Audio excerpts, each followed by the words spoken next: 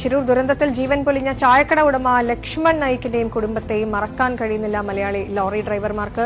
ഓടി തളർന്നെത്തുന്നവർക്ക് എല്ലാ സൌകര്യവും ചെയ്തു കൊടുത്തിരുന്ന ലക്ഷ്മന്റെ ഭാര്യയും 2 കുഞ്ഞുങ്ങളും ഈ ദുരന്തത്തിൽ മരിച്ചിരുന്നു. കൊച്ചുങ്ങളെ മനസ്സിൽ നിന്ന് ഇപ്പോഴും മാറാനില്ല.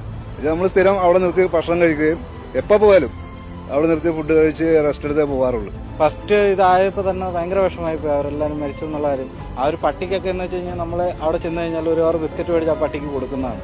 ആ പട്ടി പോലും ഇപ്പൊ ആരെയും കാണാതെ അനാഥമായിട്ട് നടക്കുന്നത് നമ്മളിപ്പോ വാർത്തകളിലൊക്കെ കാണുന്നുണ്ട്. ഞങ്ങൾ അങ്ങോട്ട് മഹാരാഷ്ട്രയ്ക്ക് പോയപ്പോഴും അവിടെ നിർത്തി കുളിച്ച് രാവിലെ അവിടുത്തെ ടിഫിനൊക്കെ കഴിച്ചിട്ടാണ് പോകുന്നത്. നല്ല സ്നേഹമുള്ള ആൾക്കാരുമാണ്. ഡ്രൈവർമാർക്ക് വേണ്ടി നല്ല സഹകരണവും. നമ്മൾ തിരിച്ചു അങ്ങനെ തന്നെയായിരുന്നു.